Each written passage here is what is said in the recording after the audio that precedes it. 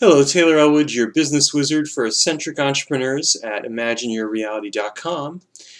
And today I want to talk about a couple different things. First off, the Eccentric Entrepreneurs podcast, the very first episode happened last night. And so if you get a chance, you can click on the link below in this video and listen to the most recent episode. It was actually all about what is eccentricity and how does it show up in business. So I was thrilled. I had Lauren and Robert on the show. We're going to have other people as well down the line, but this was a very good first show.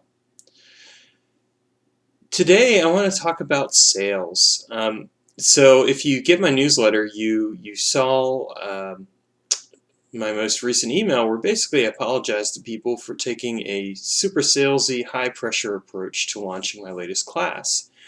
I had learned this approach in a class that I had taken a few months ago about how to write for the online social web. And what the person did in that class is she set it up with her classes where you had a week's time to sign up. Well, that is a lot of pressure. It doesn't give you a lot of time to really decide if you want to take it or not. And I thought I'd give it a try. I tried it with one of my other classes, didn't really work. And I tried it with this class and it wasn't really working. And I realized that part of it was because I didn't feel good about it.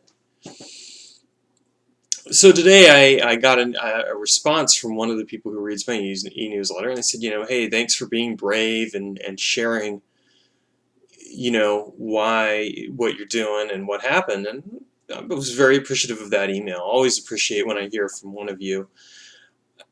And then the person went on to say, it just seems like all these classes, that's all they teach is this high pressure, super salesy approach. There doesn't seem to be any approach that's taught that's different. And I thought about that for a bit, and I was forced to agree that for the most part, the classes on sales are all about high pressure, trying to get people to trying to sell people as opposed to getting people to buy. And thinking about that further, I realized that my main problem with the approach that I had is that it didn't really respect the relationship that I have with all of you. I think that the relationships that I have with you are more important than trying to get the sale. Don't get me wrong, the sale is important. At some point, we all have to make money to pay bills and whatever else. But I think that if money is going to enter into the equation, it should enter into the equation as a result of the relationship. In other words, the person trusts you enough to decide to do business with you. They trust that you're going to be able to help them. And that doesn't always happen with high pressure sales, because high pressure sales is really just about getting people to make a decision quickly and usually setting it up in such a way that the people don't fully think it through. It's manipulative. I don't want to be that way. I don't think most people want that experience or want to be that way. But how do we approach sales? I mean, what do we do to actually get a sale? Well, I'm going to share with you my own experiences of when sales have worked when I've done it the way that I've liked it. And the way that it's always worked is it's worked on the basis of relationship. And what I mean by that is that I've demonstrated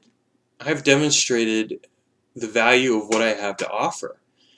And the relationship that I have with that person has also helped to influence the decision to buy from me. And I think that's really how we have to take that approach. A little while back I did a 5-day challenge, a sacred identity challenge, and it was a challenge that among other things included an opportunity to take my Thrive class at a discount. And I liked that. I didn't think that was super salesy or high pressure. People got a chance to get some content and some help, some practical work, and then they had a chance to sign up for the class at a discount. So I think that I would do that again because it was on the basis of a relationship. What I don't think I would do again is set something up where it's this high pressure, I'm going to try and get this person to buy and in as short a period of time as possible because they're not going to have a lot of time to think about it. I don't like that. I get how it can work. I just don't feel like it works with me. And I feel that if it does, if some part of me doesn't feel like it works, then that is going to influence the process as well. I would rather demonstrate by value what it is I have to offer and really just focus on the relationship. So why am I telling you all of this? I'm telling you this because I do think there is a different approach to sales. I don't think that it's really talked about much, and I'll admit that it's something that I'm going to have to figure out, do some more work figuring out. But I really do believe that a relationship approach to sales is better than a high pressure, I'm going to try and get this person to buy from me, and set it up in such a way that they feel pressured to make a choice. Because the truth is, I don't want people to feel pressured to make a choice. I want them to make the choice because it actually feels right, because they know that if they're working with me, they are going to get help with their business.